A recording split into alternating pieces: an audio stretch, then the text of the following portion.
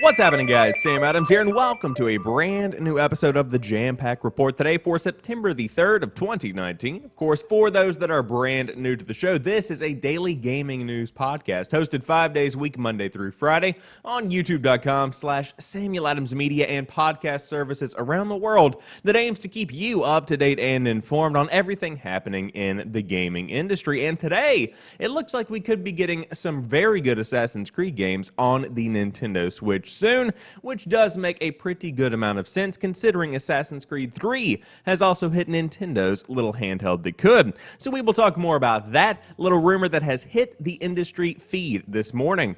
Then an eShop listing has revealed Yooka-Laylee and the Impossible Lair's release date a bit prematurely, and guess what? It's coming pretty dang soon. Then the Epic Game Store development roadmap will no longer display the expected dates of new features coming to Epic's big storefront, which is probably a pretty good move on their end. But then, Homeworld 3 is real, and it's being crowdfunded by Gearbox. We will talk more about that. Interesting move, to say the least, but glad to hear that Homeworld 3 is in fact coming. Then, Uncharted 2, 3, and The Last of Us are going offline today. That's right, no more multiplayer as of the 3rd of September 2019. And finally, I have a good deal for you, depending on if you are a PlayStation fan or not, but the PlayStation Classic is down to an unreasonably low amount of money as compared to its original listing price, which was, unreasonably high. So we will talk more about that. But that's pretty much the lineup for today's show. Again, if you are brand new here, I do hope you enjoy what I bring to the table. But without further ado, let's go ahead and dive into today's top stories. First off, Assassin's Creed 4 Black Flag and Assassin's Creed Rogue might be coming to the Nintendo Switch. Switcher me timbers, the author says at Video Gamer. Listings for Assassin's Creed 4 Black Flag and Assassin's Creed Rogue Remastered on the Nintendo Switch were spotted on Greek retailer The Console Club's website via Twitter. Assassin's Creed 4 Black Flag and Rogue Remastered Nintendo Switch New is priced at €38.90 on the site and is available for pre-order now. It appears to be a bundle which would round out the Kenway saga for Switch very nicely, and earlier this year, Assassin's Creed 3 Remastered was released for the Switch, and as Ubisoft cools off its continual churning out of Creed content, it does make sense that it would begin porting its catalog to new platforms. Of course, this is unconfirmed and unannounced by Ubisoft, so we will have to take this listing with a pinch of salt. Assassin's Creed 4 Black Flag was lauded for chopping up the Assassin's Creed formula with ship battles and exploration across the Caribbean, and a pirate protagonist that didn't care for the whole ancient civilization and magic power shtick, and who could blame him? In Rogue, Shay used to be an assassin, and then he thought they were hypocritical for not using alien artifacts to avert disaster and save innocent lives. He went over to the Templars, met Ed's son Hatham, and found that using these relics to avert disaster and subjugate the human race was much more agreeable. I loved Black Flag, the author says, but I've not gotten around to Rogue because Odyssey is very shiny and I am easily distracted. If they were on the Switch, the pick-up-and-play style of the portable console would be an excellent fit for those among us who skipped out on Rogue and missed the brisk sea breeze and cracks of timber when driving the Jackdaw straight into a legendary man of war. So first off, is this real? Are we actually going to be getting Assassin's Creed Rogue and Assassin's Creed 4 Black Flag on the Switch? I would say it's pretty much inevitable, because Assassin's Creed 3, of what I understand, did fairly well. I mean, it's not necessarily putting up the original releases numbers, but I'm sure that the Nintendo Switch port definitely got a play or two. And to be able to have the entire Kenway saga on the Nintendo Switch, to be able to have a story from beginning to end, a family line, if you will, a branch from the original franchise, totally on the Nintendo console, is a pretty good, number one, experiment, but number two, good way to treat fans, because you kind of have, a full story. You don't have to worry about making up lost ground or trying to piece together what happened by playing the other games on a different platform, assuming that you might be playing these games for the first time, which I'm sure many people might be. Now, if you do want to pick this up, I would assume it's coming relatively soon. If I had to guess, and again, this is a brand new story that has not been confirmed as of 7:25 a.m. on September the 3rd, you could probably expect it by the end of the year. That's what I would expect. But again, nothing as confirmed as official as of yet. But Assassin's Creed 4 Black Flag and Assassin's Creed Rogue might be coming to the Nintendo Switch. But you know what else is coming relatively soon? The Yooka-Laylee and the Impossible Lair game, because an eShop listing has revealed Yooka-Laylee and the Impossible Lair's release date. The last we heard from Playtonic about Yooka-Laylee and the Impossible Lair, the game was said to be releasing in October. That could have been a lot of things, but a recent eShop listing narrows it down quite a bit, to the exact day in fact. According to the Australian Nintendo website, Impossible Lair is locked for an October 8th, 2019 release date, and that is definitely October. While that date could just be a placeholder, I think it's pretty likely to be accurate. Digital stores tend to not list false dates, and it falls in line with what Impossible Lair's developer has previously stated. I would imagine that all versions, PC, PS4, Xbox One, and Switch, would launch on the same day, so make sure you mark your calendars. This could be the redemption story that Yooka and Laylee deserve. Now, of course, this is a very different game as compared to the 3D platformer that you had before. If I remember correctly, while watching some interviews at PAX, or no, it wasn't PAX, it was, what was that? No, it might have been PAX. No. Regardless, there was a big event, a trade show, if you will, and I was watching some event coverage, and the developers said this was more of a 2.5D platformer, I think, something along those lines. But regardless, if you're into Yooka-Laylee, you probably already know if you want to pick this one up or not. Again, October 8th sounds like a pretty solid release date for this one, especially considering what the original announcement/non-announcement actually stated, which was a release date set sometime in October. So take a look at the Nintendo eShop on October the 8th, 2019, and you probably could find Yooka-Laylee and the Impossible Lair. Of course, you could also look at the PlayStation storefront, the Xbox Live Marketplace, or I would assume Steam is where this one's coming out on the PC. But moving on to the next story. The Epic Games Store development roadmap will no longer display expected dates. The Trello roadmap is not fulfilling the goal we said when it was introduced, they say. The Epic Games Store's Trello roadmap has been revamped and will no longer list the planned release dates for features currently in development. The company created the Trello board close to the store's launch in an effort to increase transparency.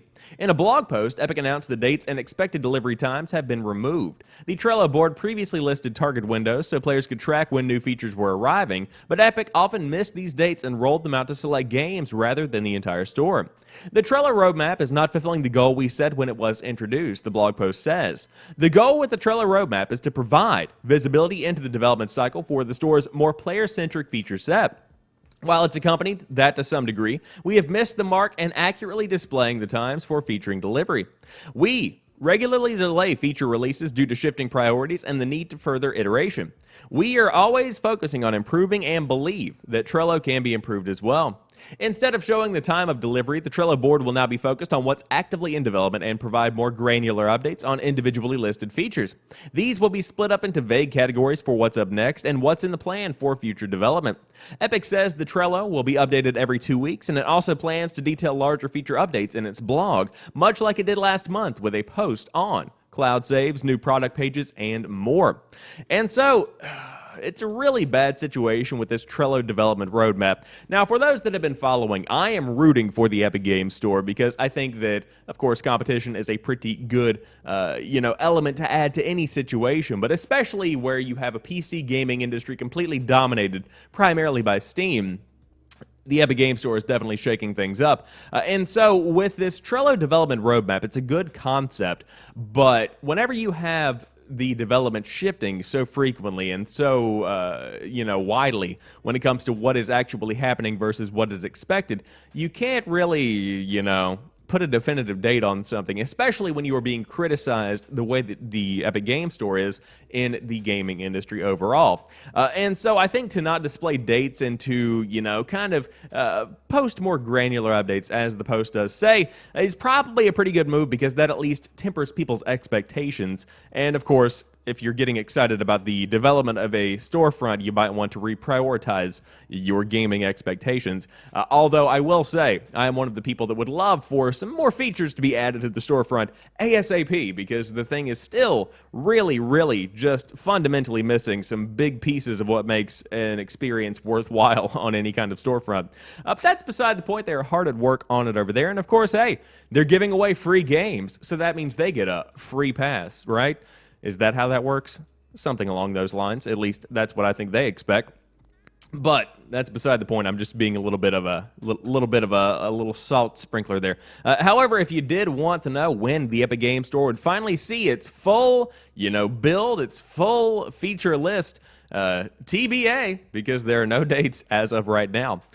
So, moving on. Homeworld 3 is coming. It's real, and it's being crowdfunded by Gearbox, and it's already raised over $482,000 as of 6 hours ago. Is there a better way to celebrate Homeworld's 20th anniversary than by finally getting another entry?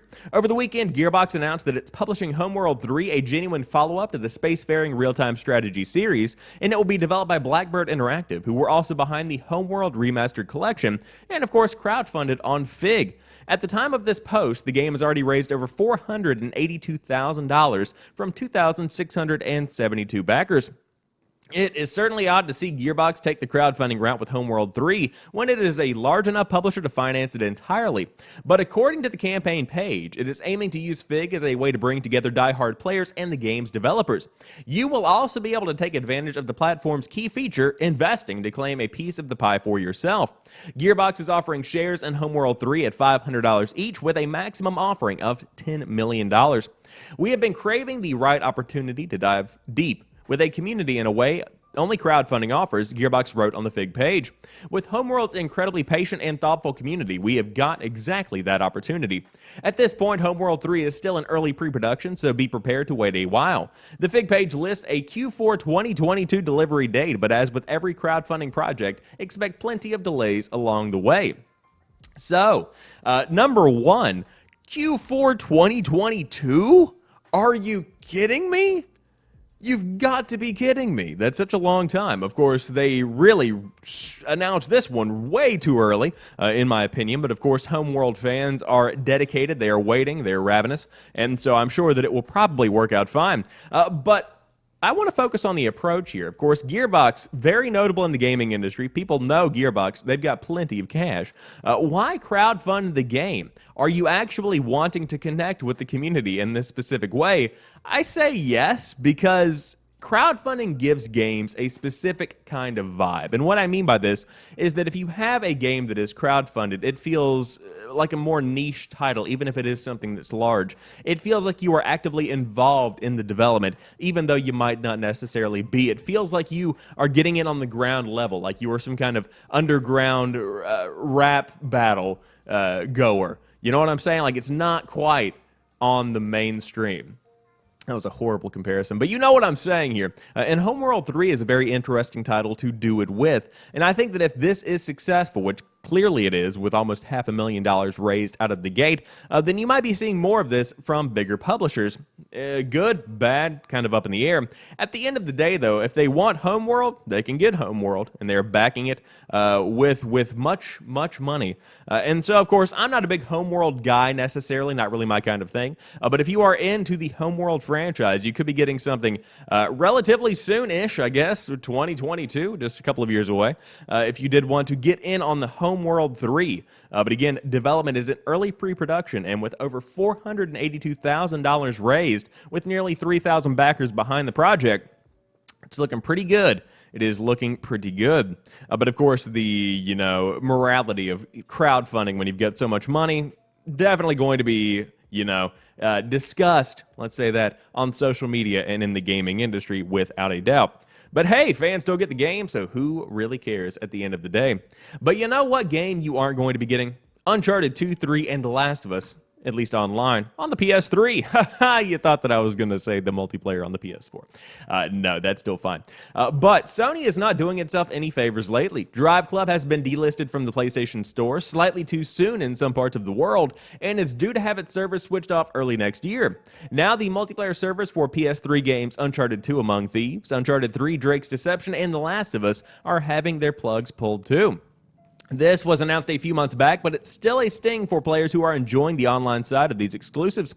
We are unsure how populated each title's multiplayer offerings are, but Sony doesn't come off well, especially as it's got a bit of a track record for doing this these days. At least these games had a decent lifespan. Today is the final day you can sign in to play online in this Naughty Dog trio, but from today, of course starting in a couple of hours, those looking to play some Uncharted or Last of Us multiplayer will have to turn to the PS4 instead. Will you be playing these games online online for one last time. Have you been playing them on the regular? Form some factions in the comments section down below. So this author takes a very different approach than I would, because I don't think, I would go out on a limb that there are too many people playing Uncharted 2, 3, especially Uncharted 2 and 3 online on the PS3, and there are probably very minimal people playing on the PS3 on The Last of Us Online.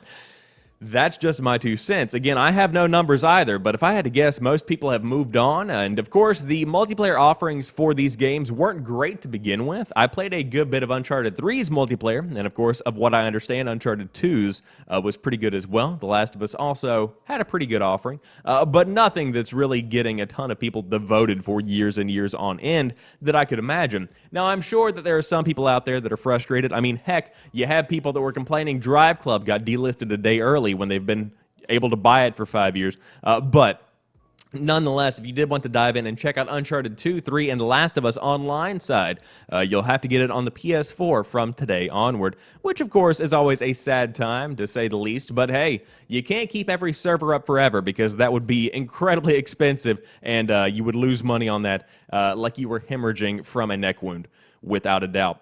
However, if you don't like online stuff, don't worry, because PlayStation Classic is down to $20 on GameStop.